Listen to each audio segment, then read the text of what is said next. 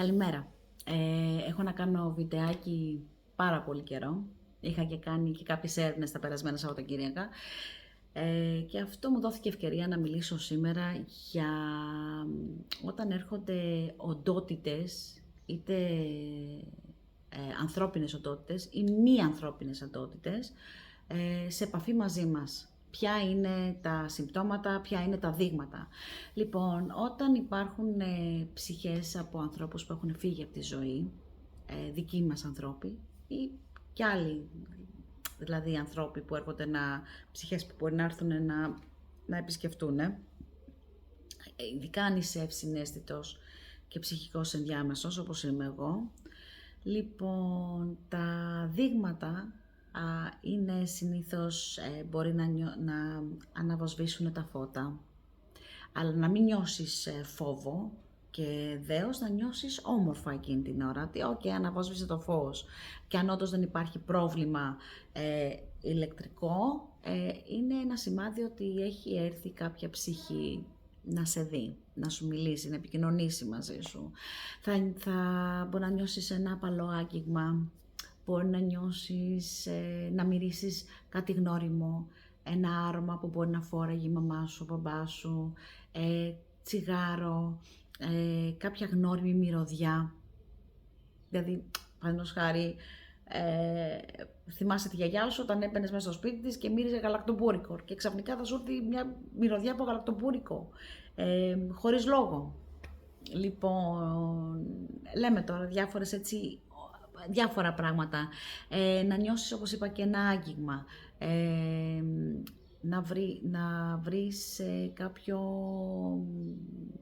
κάποιο αντικείμενο. Να ακούσεις το όνομά σου να το φωνάζουν.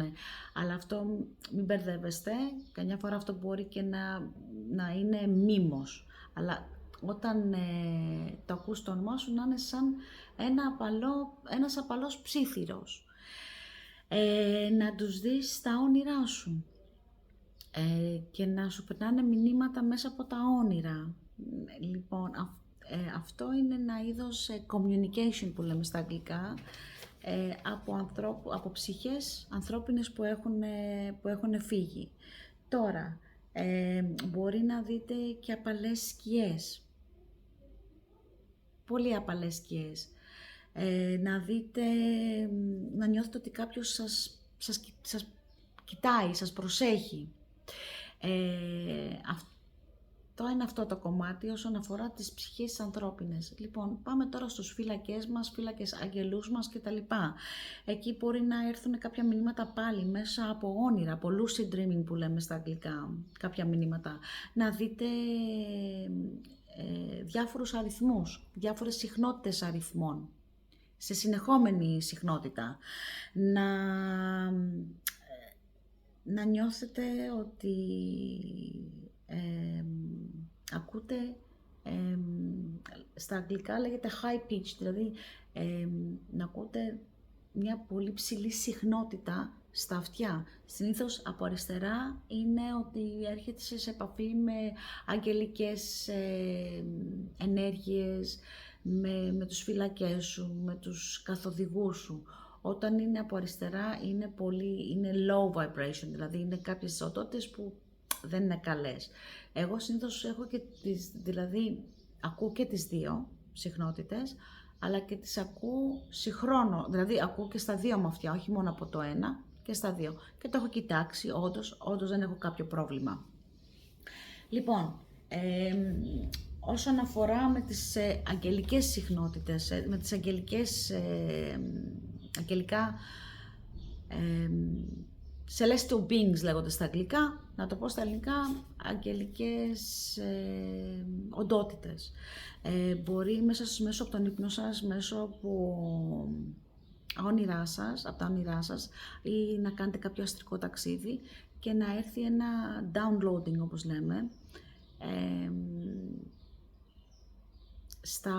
δηλαδή από information.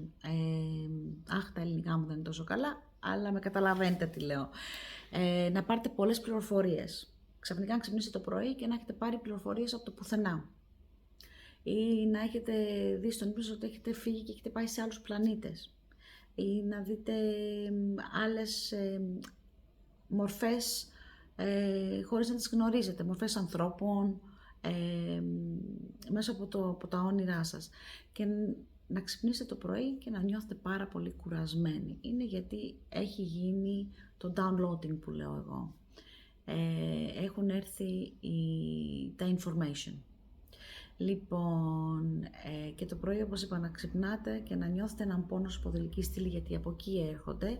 Φανταστείτε, έρχονται από το crown chakra από πάνω και προς τα κάτω. Λοιπόν, οι πληροφορίες. Και συνήθως, φανταστείτε, η σπονδυλική μας στήλη είναι το Central Processing Unit, το computer. Και ξυπνάς το πρωί και μπορεί να νιώθεις ότι τα χέρια σου καίγονται.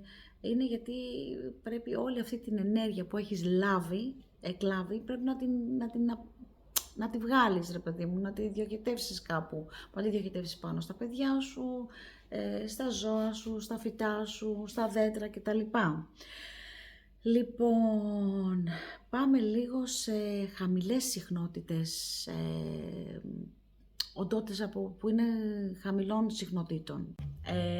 Όταν έρχεσαι σε επαφή με χαμηλών δονήσεων οντότητες, θα νιώσεις ένα πάγωμα ξαφνικά. Μπορεί να βοηθήσουν και τα φώτα, αλλά αυτό το αναβόσβημα το φωτός μπορεί να σε κάνει να νιώθεις ένα πάγωμα ξαφνικά. Να περάσεις από ένα μέρος, από ένα σημείο, είτε στο χώρο σου, είτε απ' έξω, είτε σε ένα εστιατόριο, σε ένα μαγαζί, σε ένα σούπερ μάρκετ και να νιώσεις ένα πάγωμα. Ένα cold spot που λέμε στα αγγλικά.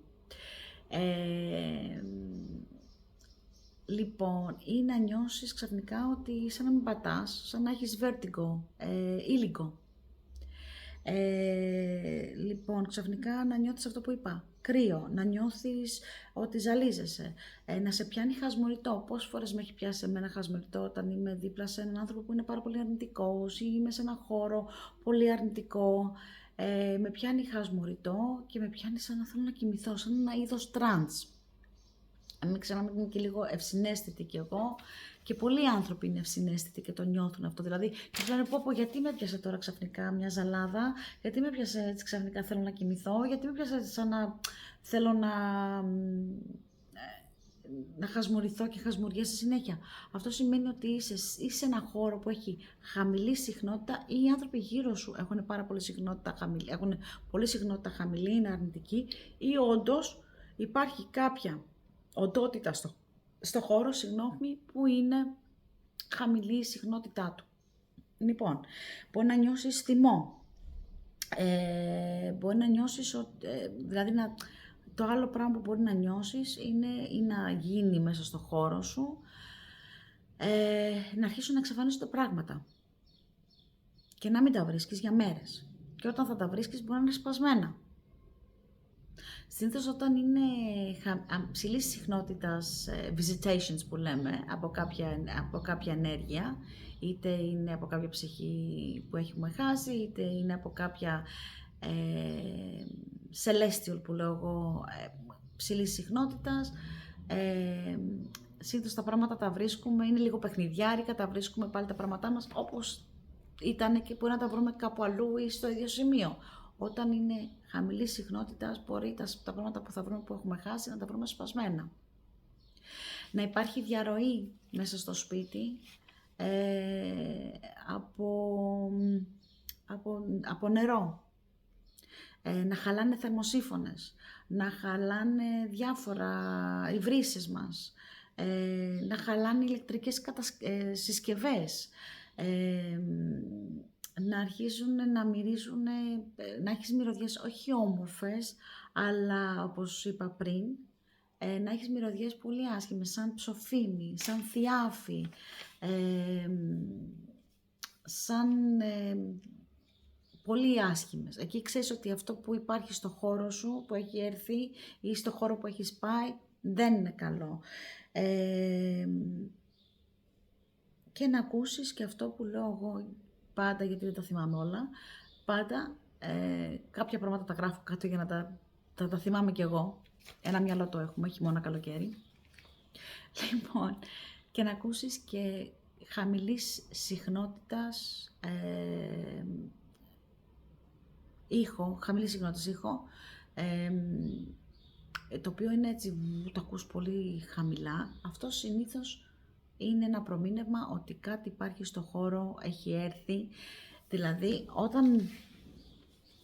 όταν έρχονται στο χώρο μας ή εισβάλλουμε εμείς στο δικό τους το χώρο, όταν θα τα ακούσουμε, όταν είναι σε υψηλή συχνότητα, έρχονται συνήθως και σου κάνουν δηλαδή να αναβοσβήσουν το φως, να υπάρχει μια όμορφη μυρωδιά, να ακούς την ψηλή συχνότητα στα αυτιά σου. Όταν θα έρθουν χαμηλής συχνότητας και δόνησης οντότητες, συνήθως είναι αυτό που λέω εγώ, ότι η μυρωδιά θα είναι άσχημη, θα υπάρχει αυτό το συναίσθημα του παγώματος, θα νιώθεις ότι υπάρχει ένα παγωμένο σημείο, θα νιώσεις ζαλάδα, θα ακούσεις χαμηλή συχνότητα στα αυτιά σου. Αυτός είναι ο τρόπος τους που σου λένε ήρθαμε, εδώ είμαστε, δώστε μας σημασία, έχουμε κάτι να σας πούμε. Λοιπόν, αυτά. Αν έχετε κάποιες άλλες ερωτήσεις, μπορείτε να με ρωτήσετε.